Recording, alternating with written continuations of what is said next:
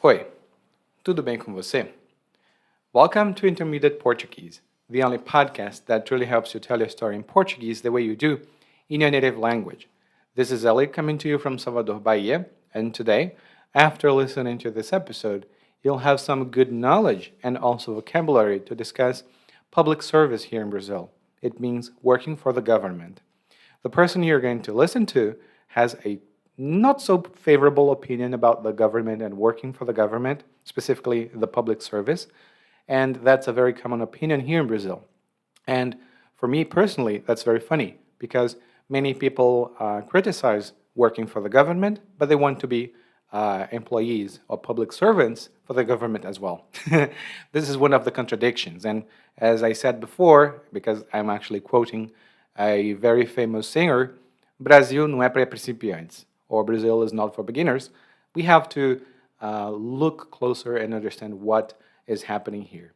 And if you want to take a closer look at this topic, you can go to portuguesewitheli.com/school and grab one of the learning guides, because I have way more information in the learning guide than I can cover here, even though the episodes are getting like humongously long.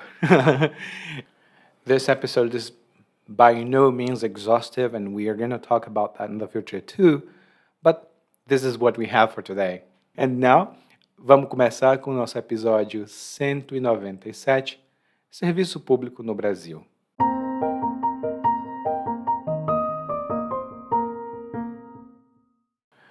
Quando éramos pequenos, minha irmã e eu sempre ouvíamos o conselho de nossos pais. Filhos, estudem bastante enquanto ainda são jovens, para passarem num concurso público, quando estiverem mais velhos. Aí vocês podem comprar uma casinha, se juntar com alguém e formar uma família. Meus pais só queriam o nosso bem, mas sabe, nunca fui CDF.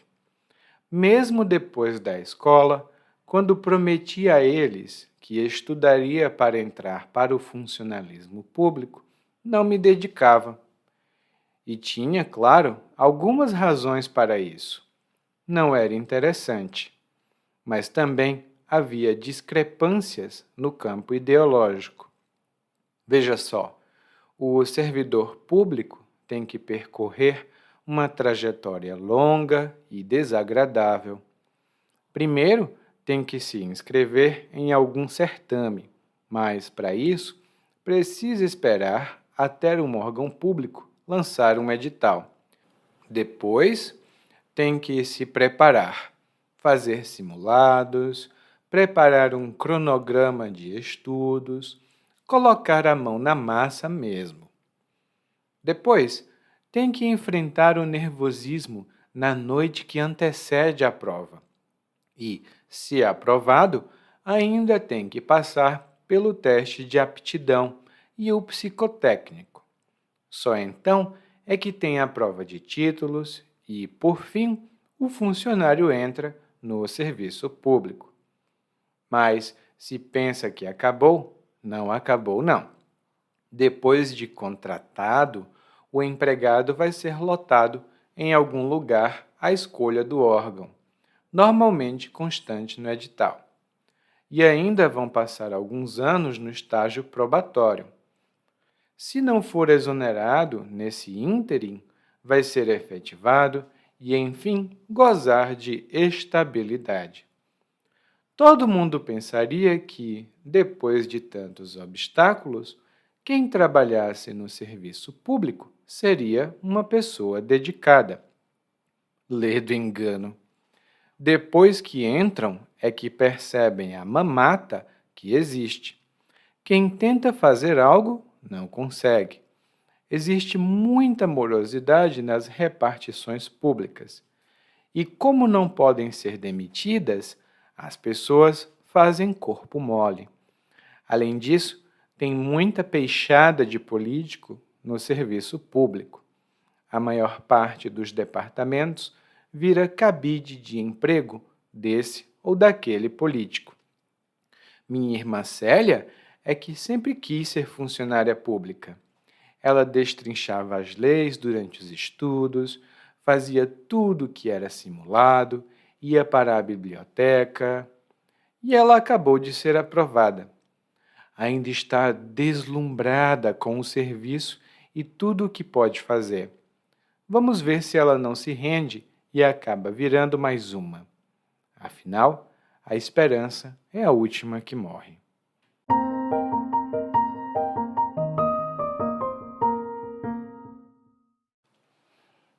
Hoje, o nosso narrador está trazendo aqui uma história de quando ele era criança. E ele está dizendo que quando ele e a irmã dele eram pequenos, ou seja, eles eram crianças, eles escutavam o conselho dos pais dele, porque normalmente os pais dão conselho. E o conselho que ele recebia era de estudar enquanto ainda era jovem, para passar num concurso público. O conselho era de estudar para passar num concurso público enquanto eles ainda estavam jovens, porque, mais velhos, eles passariam no concurso público. E aqui nós temos duas boas palavras. A primeira é o verbo passar, que provavelmente você conhece, mas aqui significa obter a aprovação em um exame ou um teste. Por exemplo, o aluno se esforçou muito, ele estudou bastante e, por isso, passou na prova de matemática. O aluno se esforçou bastante e, por isso, passou na prova de matemática. A outra palavra, que na verdade é uma expressão, é o concurso público. E o concurso público é uma coisa que nós temos no Brasil, é um processo que tem várias etapas. E os candidatos que passam nessas etapas começam a trabalhar como funcionários públicos. Ou seja, eles começam a trabalhar para o governo. O processo do concurso público pode ser muito demorado e burocrático também.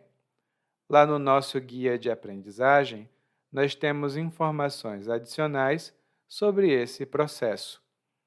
Mas basta saber que o concurso público é algo que todos os brasileiros conhecem e do qual muitos participam, mas nem todos passam.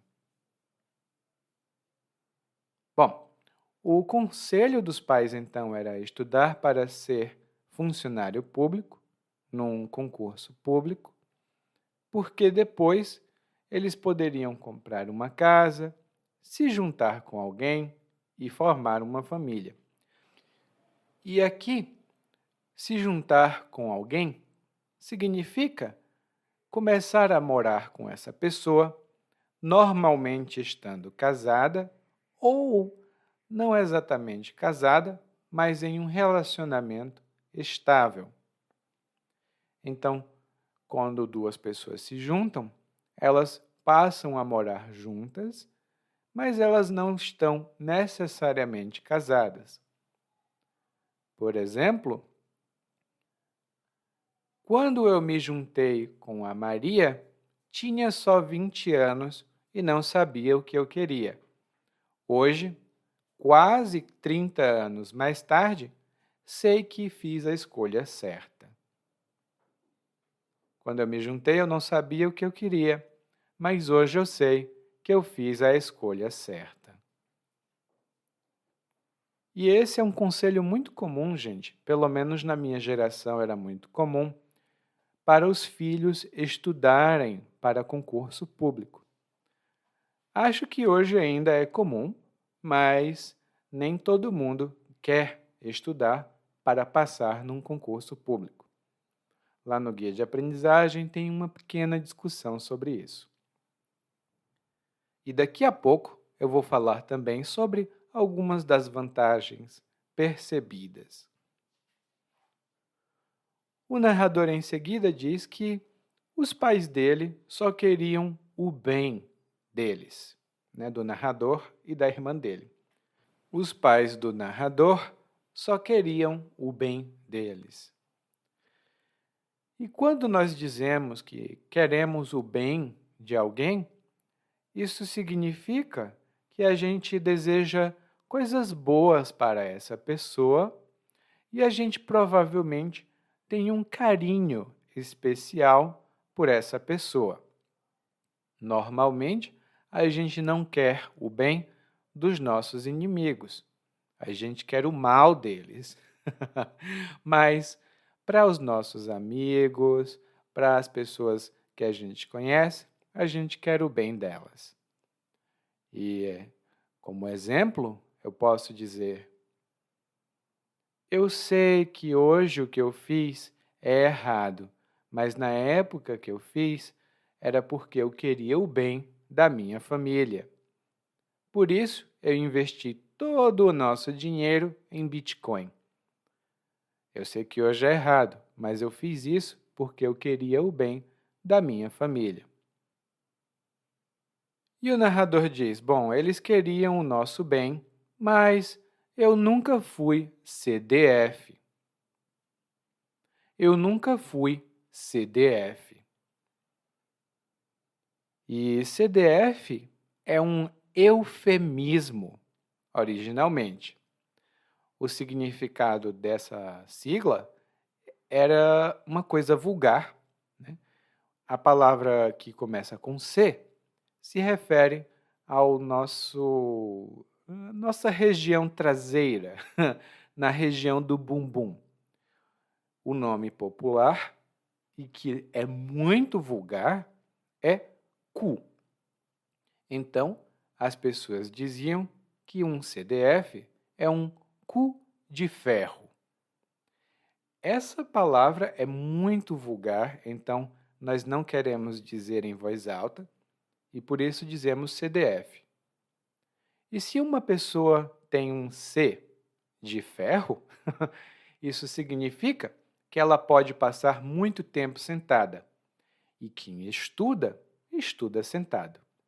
Então, um CDF ou uma CDF é uma pessoa que é muito estudiosa. Ela talvez seja excessivamente dedicada aos estudos. E, normalmente, ela sabe muita coisa dos estudos dela. É o que hoje nós chamamos de nerd. Mas tem uma pequena diferença entre nerd e CDF. Lá no guia de aprendizagem, eu tenho uma pequena nota sobre isso, mas no dia a dia você pode usar CDF ou nerd do mesmo jeito. E o narrador diz que ele não se dedicava aos estudos e não se dedicou nem mesmo quando prometeu aos pais que estudaria para entrar para o funcionalismo público. E aqui, o funcionalismo público que o narrador fala, não é necessário dizer público, porque o funcionalismo é toda a classe de trabalhadores que trabalham para o governo. É a classe do funcionário público. Por exemplo, o governo gasta muito dinheiro com o funcionalismo, mas é um gasto necessário, porque sem o funcionalismo não existe governo. Sem o funcionalismo não existe governo e, consequentemente, não existe país. Bom, como você vai ver, o narrador não tem uma opinião muito favorável sobre o funcionalismo aqui no Brasil. E eu quero que você pense sobre o funcionalismo no seu país. Qual é a opinião que as pessoas têm e por que as pessoas têm essa opinião? é uma excelente discussão que você pode ter com brasileiros aqui no Brasil. E o narrador diz que existem algumas razões para ele não gostar do funcionalismo. Ele diz que é desinteressante, mas também que o funcionalismo apresenta algumas discrepâncias no campo ideológico.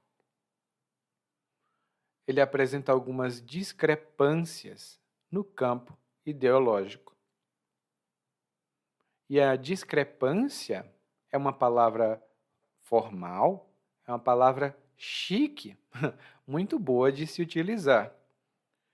E no monólogo, ela é utilizada no sentido de divergência. Pode ser uma divergência de opinião, atitude.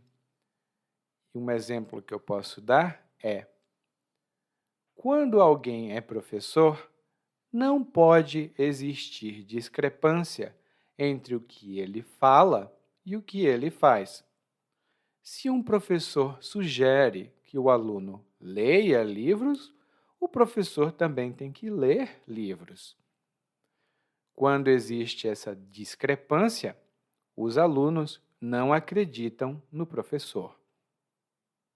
E é verdade, gente. Aqui a gente tem essa crença de que se um professor sugere que você estude, o professor também tem que estudar. Não pode haver discrepância entre o que ele recomenda e o que ele faz. Então, existem algumas discrepâncias para o narrador, provavelmente entre o que o serviço público ou o que o funcionalismo pensa e o que o funcionalismo faz. Vamos ver o que é que ele tem aqui para dizer. Primeiro, o narrador diz que o servidor público, e servidor público é o nome que nós damos para quem trabalha para o governo no Brasil, o servidor público tem que percorrer uma trajetória longa e desagradável. E aqui nós temos duas boas palavras. A primeira delas é o verbo percorrer. Percorrer. E a ideia desse verbo, o significado dele, é o de fazer um caminho ou completar um caminho, né? Pode ser um caminho físico, como, por exemplo, você pode percorrer 10 quilômetros, e também pode ser um caminho abstrato, como você pode percorrer os níveis na carreira, no seu trabalho. E o exemplo que eu posso dar é: as pessoas que acreditam nesse santo percorrem a distância entre a cidade deles e a cidade onde o santo viveu, para pedir as graças do santo. As pessoas que acreditam nesse santo percorrem a distância entre a cidade deles e a cidade onde o santo viveu. E normalmente eles percorrem todo esse caminho a pé, ou seja, eles não têm nenhum veículo. E realmente a gente tem algumas situações assim aqui no Brasil. Eu vou falar um pouco sobre isso no guia de aprendizagem, mas vamos ter um episódio no futuro sobre esse fenômeno no Brasil. E a trajetória é o caminho percorrido. Esse caminho pode ter vários pontos de divisão ou acontecimentos, se for um caminho abstrato. Por exemplo, em toda a minha trajetória profissional, eu nunca tive um caso tão difícil de resolver como esse. Em toda a minha trajetória profissional como advogado, eu nunca tive um caso tão difícil de resolver como esse. E aqui estão falando da trajetória profissional. E o narrador começa a falar um pouco dos acontecimentos ou dos pontos importantes nessa trajetória. Primeiro, ele diz que o candidato ou a candidata, né, que ainda não é servidor, tem que se inscrever em algum certame. Ele tem que se inscrever em algum certame. E inscrever-se, por exemplo, eu me inscrevo, você se inscreve, significa se registrar ou se cadastrar para participar. Por exemplo, eu me inscrevi em um curso de culinária no fim de semana. Agora eu vou aprender a fazer boa comida, porque eu me inscrevi num curso de culinária. A outra palavra que o narrador utilizou aqui foi certame. Certame. E o certame tem um significado original, que é de uma prova, um concurso artístico ou então esportivo, mas não é mais usado nesse sentido aqui no Brasil. O sentido mais comum de certame é de um exame, e normalmente um exame público. Então, nos jornais, nas notícias na internet, você vai ver essa palavra certame quando falam de um concurso público específico. E o narrador diz então que é necessário se inscrever em algum certame, mas é necessário esperar até um órgão público lançar um edital. É necessário esperar até um órgão público lançar um edital. E o órgão público de que o narrador fala é uma divisão, por assim dizer, de uma entidade maior. Muitos brasileiros acreditam que um órgão público é uma entidade, é um lugar, mas ela não é independente. Então, um órgão público faz parte de uma instituição maior ou de uma entidade maior. Lá no guia de aprendizagem eu tenho uma nota adicional sobre isso. Não é muito importante para o que a gente quer saber, mas basta saber que é um órgão que vai fazer a atividade fim daquela entidade. E o narrador diz que tem que esperar até um órgão lançar um edital. E o edital é um documento que funciona como um aviso oficial da abertura e de como um concurso público vai funcionar. Eles normalmente são lançados na imprensa, ou seja, nos jornais, e também são lançados na internet, no site dos órgãos específicos. Especialmente para quem estuda nas universidades ou precisa fazer alguma coisa com o governo no Brasil, é importante saber quando os editais são lançados e também ler cuidadosamente as informações nos editais. Lá no guia de aprendizagem, como sempre, também tenho notas adicionais sobre isso. E o narrador diz, bom, depois que se inscreve, tem que fazer simulados, preparar um cronograma de estudos e colocar a mão na massa. E aqui nós temos 3 expressões interessantes. A primeira é o simulado. E o simulado é um tipo de exame ou prova que simula, ou seja, ele tenta imitar perfeitamente as condições do exame verdadeiro. As pessoas normalmente fazem simulados para se sentirem mais confiantes quando estiverem fazendo a prova verdadeira. Por exemplo, todas as semanas, os alunos dessa escola fazem um simulado para o vestibular, que é o exame de admissão às universidades. Então, eles fazem esse vestibular, ou melhor dizendo, esse simulado, para no dia da prova verdadeira, se sentirem confiantes. E, de fato, escolas particulares normalmente fazem simulados para seus alunos. Escolas públicas nem sempre. A outra palavra que o narrador utilizou foi cronograma. Cronograma. E o cronograma, aqui no monólogo, é a representação gráfica das etapas de um processo e de quando essas etapas vão ser feitas ou vão ser completadas. Um cronograma de estudos, então, diz quando você vai estudar alguma coisa. Eu mesmo tenho um cronograma de estudos. Nas segundas-feiras pela manhã, eu estudo russo. Depois, na terça-feira, eu estudo um pouco de espanhol. Na quarta-feira, russo de novo. Quinta-feira, espanhol. Os cronogramas podem ser assim bem simples, como o meu, mas normalmente as pessoas que fazem concurso público têm cronogramas muito específicos.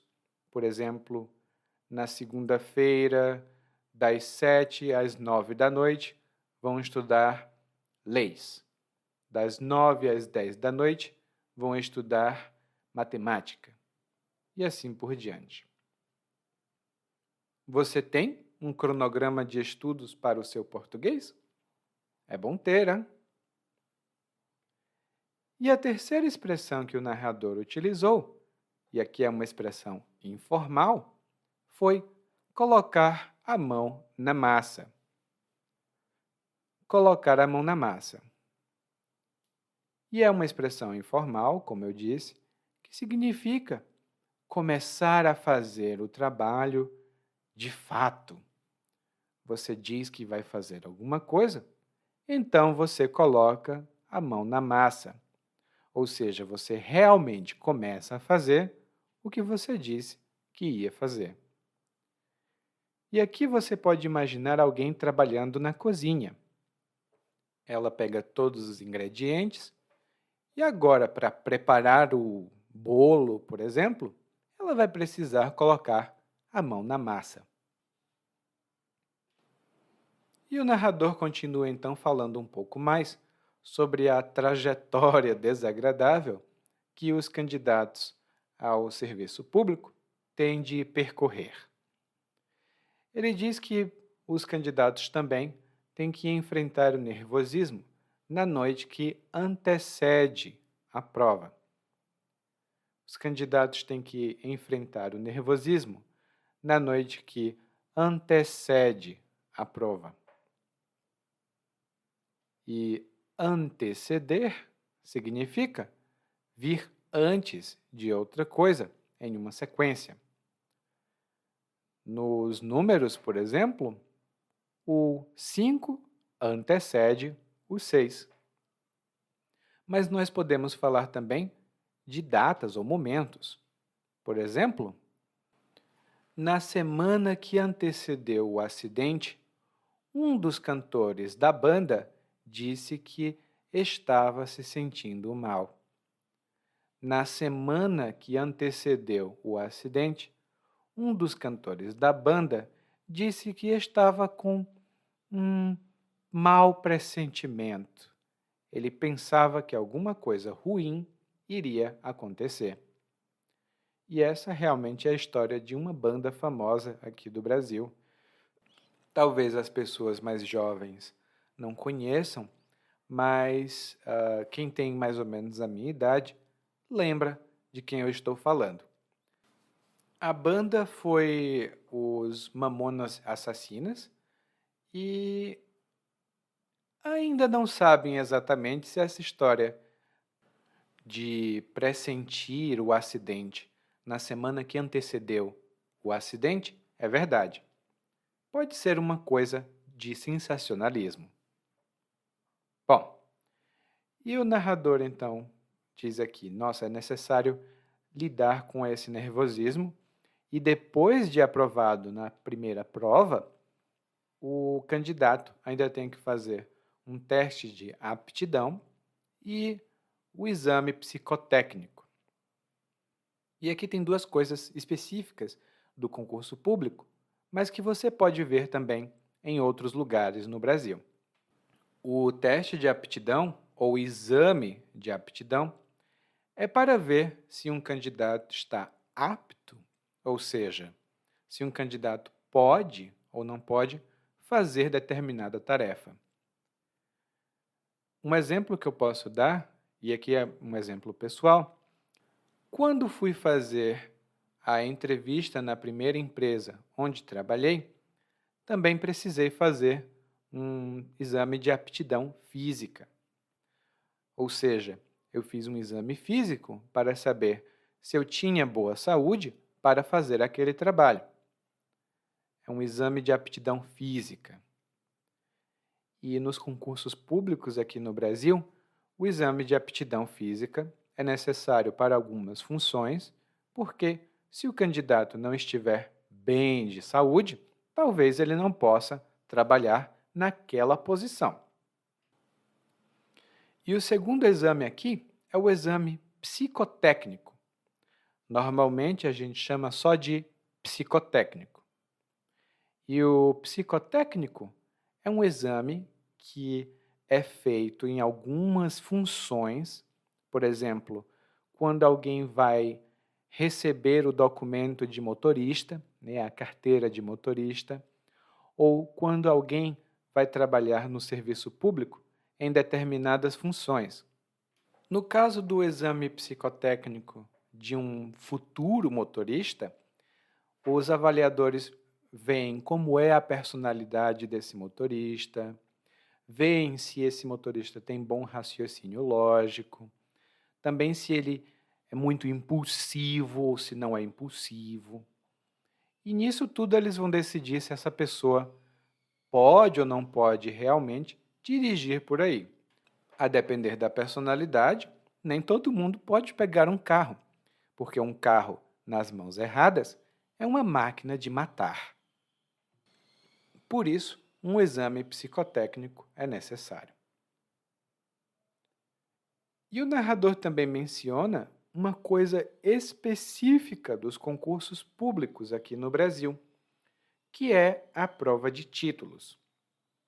E quando alguém faz um concurso público, a prova de títulos é uma avaliação de todos os diplomas, certificações e documentos do tipo que dão mais pontos para o candidato. Então, um candidato que tem apenas um nível de graduação ganha X pontos. Um candidato que tem graduação, mestrado e doutorado, e além disso também tem especializações, tem X mais 10 pontos. O candidato que tem mais títulos, ou seja, que tem mais diplomas, ganha. Talvez por isso aqui no Brasil as pessoas deem tanta importância aos diplomas. Mas essa é uma hipótese minha, tá? Não é nada verdadeiro. E depois que os candidatos passam pela prova, pelo teste de aptidão, pelo exame psicotécnico, a prova de títulos, então, finalmente, ele é contratado para o serviço público, que é outro nome para funcionalismo ou para o trabalho no governo. E o narrador diz então que depois de contratado, o novo empregado é lotado em algum lugar à escolha do órgão, normalmente constante no edital.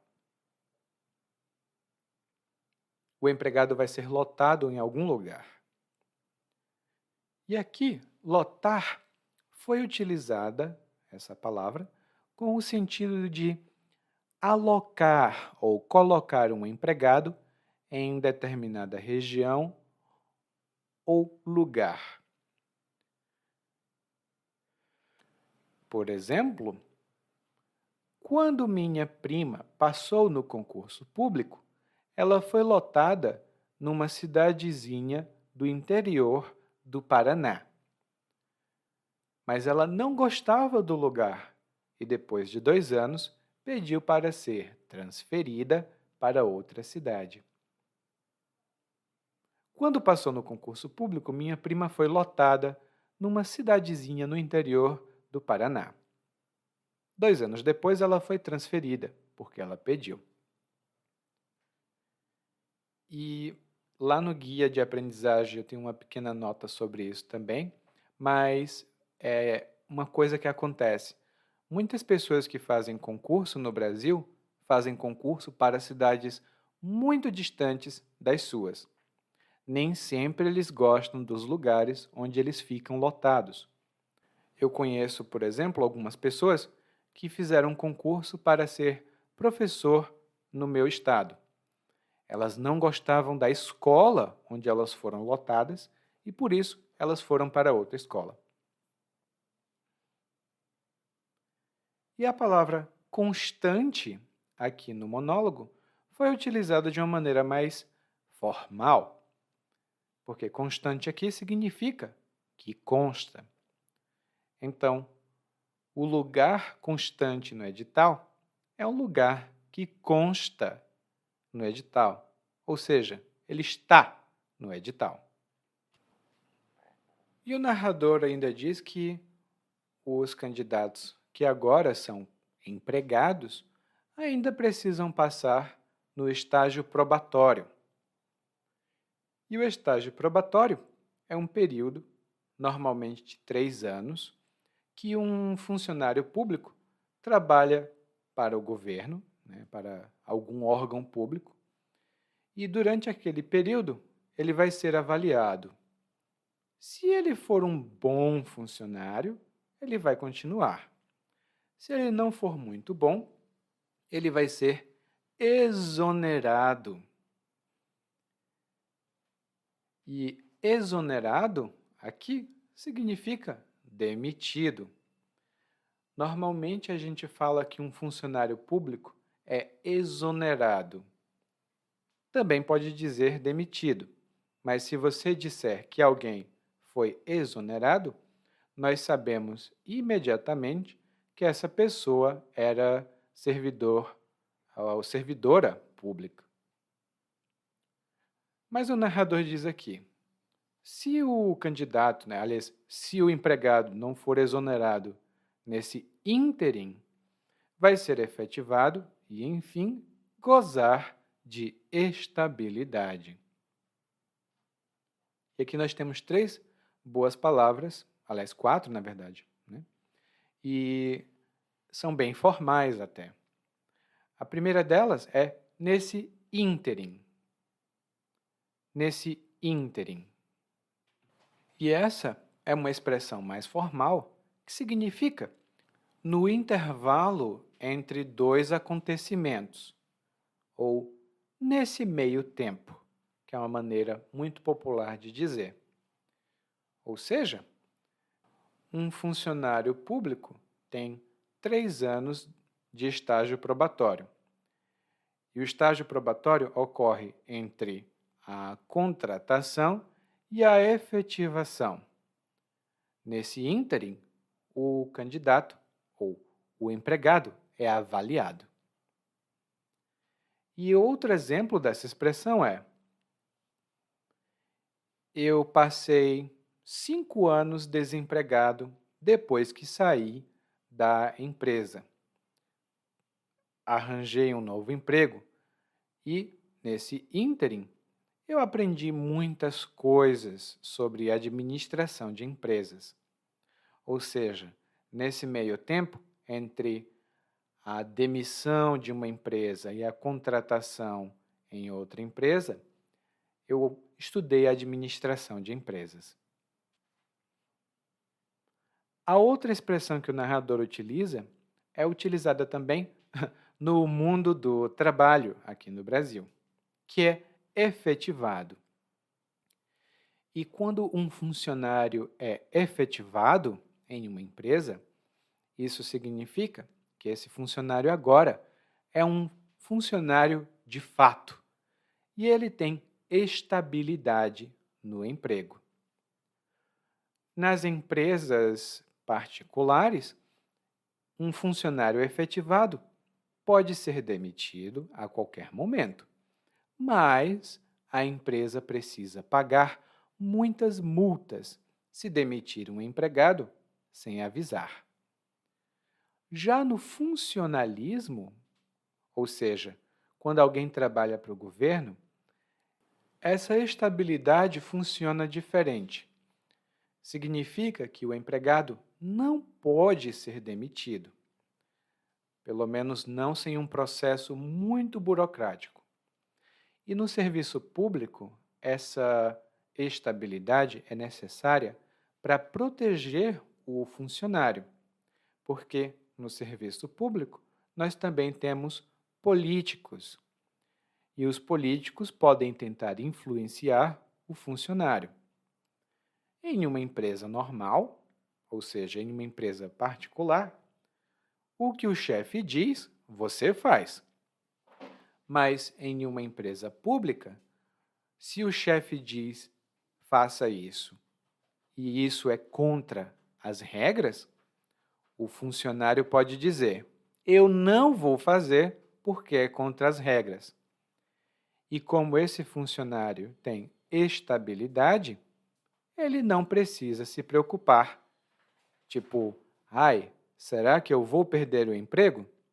Não, ele não precisa se preocupar porque a lei garante que ele tenha estabilidade no serviço público. Lá no guia de aprendizagem eu tenho mais informações sobre isso, mas basta saber que muitas pessoas querem trabalhar no serviço público por causa da estabilidade.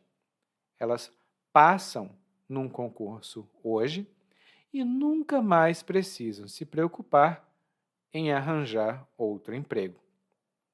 Nem sempre esse é o maior atrativo, mas muitas vezes ele é. E o narrador diz que depois de efetivado, o funcionário goza de estabilidade. E quando alguém goza de algum benefício, isso significa que essa pessoa tem o direito a esse benefício e desfruta dele. Por exemplo, os funcionários têm o direito de gozar de 30 dias de férias, todos os anos. Ou seja, eles têm o direito de desfrutar de 30 dias de férias. E aqui eu tenho só uma pequena nota cultural que eu não posso deixar de dizer. Gozar também é uma palavra um pouco vulgar quando dita no sentido informal, porque informalmente significa ter um orgasmo. Então, algumas pessoas evitam essa palavra. Elas não se sentem confortáveis usando essa palavra e elas preferem dizer desfrutar. Mas você vai ver essa palavra em documentos jurídicos, na imprensa e também em conversações com pessoas que não têm a mente tão suja assim. E o narrador diz, bom, depois de fazer tudo isso, de sofrer todo esse caminho, provavelmente quem trabalha no serviço público quer muito trabalhar. Isso é o que normalmente a gente pensaria. E o narrador também sabe disso. Então, o narrador diz, lê do engano. Lê do engano. E a gente usa essa expressão fixa, lê do engano, quando alguém comete um erro, mas comete um erro de boa fé. Ela achava que estava realmente dizendo algo correto ou fazendo alguma coisa correta. E um exemplo pode ajudar a entender melhor. Por exemplo, hoje em dia, os pais fazem tudo o que os filhos querem. E eles pensam, ai, eu vou dar para o meu filho o que eu nunca tive. E assim, meus filhos vão ser mais felizes. Lê do engano. Os filhos vão ficar mimados e mal comportados e acostumados a ter tudo o que querem, e vão ser adultos frustrados. Os pais hoje em dia dão tudo para os filhos, pensando que os filhos vão ser mais felizes. Lê do engano. Na verdade, os filhos vão ser mais tristes e frustrados porque eles vão ficar mimados. Os pais não fazem isso por mal. Eles acham que estão realmente ajudando, mas acabam prejudicando os filhos. E no caso do Lê do engano aqui, é que nem todo mundo que entra no serviço público quer realmente trabalhar. Isso é o que o narrador acha. Ele diz aqui que quando entram no serviço público, as pessoas percebem a mamata que existe. E o sentido de mamata que o narrador utilizou é um sentido muito informal, é o de algo que dá muito dinheiro e exige pouco trabalho. Muitas pessoas acham que o serviço público é só mamata, porque você não pode ser demitido, você pode trabalhar muito devagar e vai ganhar um ótimo salário. Então, essa é uma mamata. Outras pessoas sabem que não é mamata coisa nenhuma. Na verdade, você trabalha pra caramba. São duas opiniões muito comuns no Brasil. Fale com seus amigos e pergunte a eles se eles acham que trabalhar no serviço público é mamata ou não é. Pergunte se eles acham que se isso é ou não é mamata. E lá no guia de aprendizagem eu tenho umas notas adicionais sobre essa palavra, que é muito informal. O narrador diz: bom, as pessoas tentam fazer alguma coisa, mas não conseguem, porque existe muita morosidade nas repartições públicas. Existe muita morosidade nas repartições públicas. E a morosidade é um termo mais formal para lentidão. Então, se existe muita morosidade no serviço público, isso significa que existe muita lentidão. As pessoas fazem tudo muito devagar. E, às vezes, essa é a impressão que nós temos quando precisamos de um serviço público. Mas o narrador não fala de serviço público, ele fala de repartição pública. E a repartição é o lugar físico onde se prestam serviços públicos para a população. É um nome que você vai encontrar na imprensa, por exemplo, nos jornais, na televisão, e também quando as pessoas falam onde elas trabalham. Elas dizem que trabalham em uma repartição pública. E o narrador diz: bom, além de tudo, elas sabem que não vão ser demitidas, então trabalham muito devagar, elas fazem corpo mole, que é uma expressão que nós já vimos, e tem muita peixada de político no serviço público. Tem muita peixada.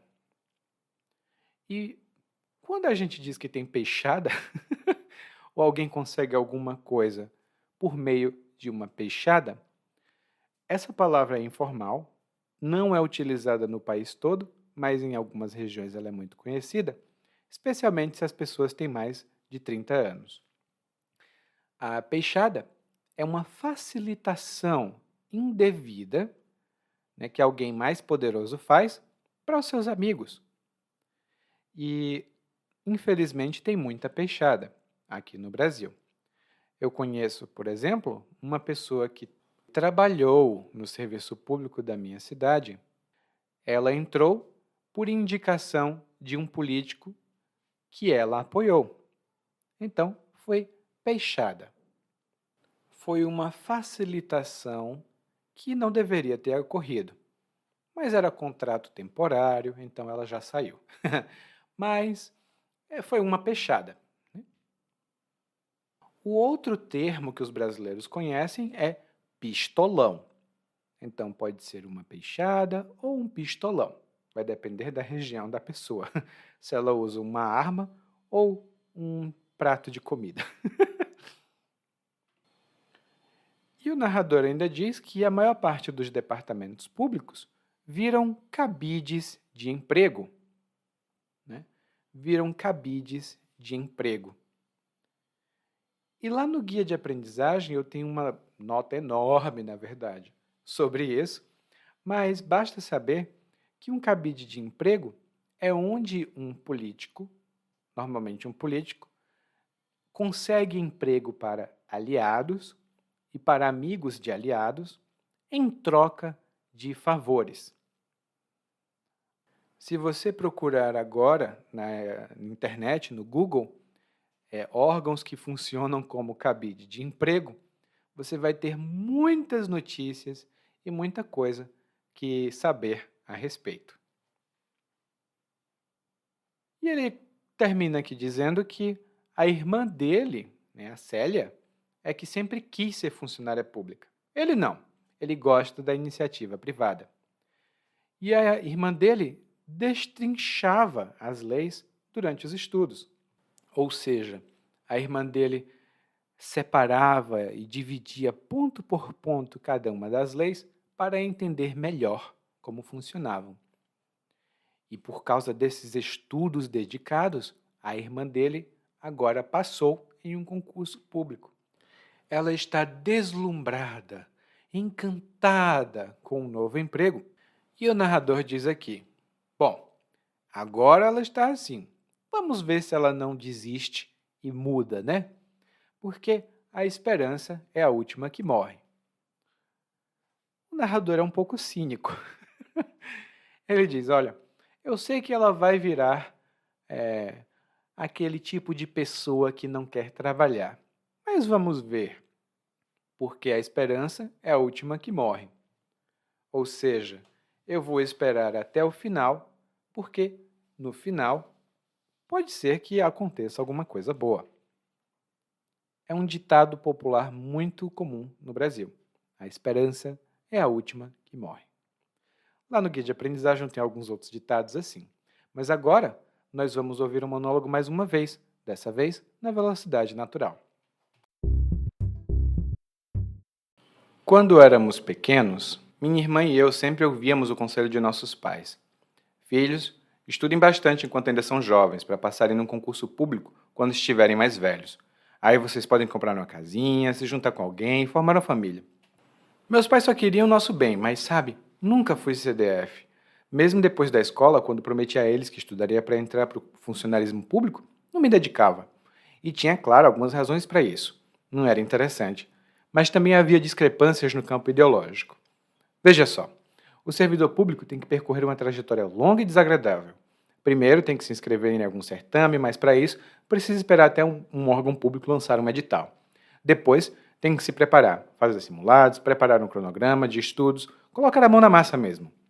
Depois tem que enfrentar o nervosismo na noite que antecede a prova. E, se aprovado, ainda tem que passar pelo teste de aptidão e o psicotécnico.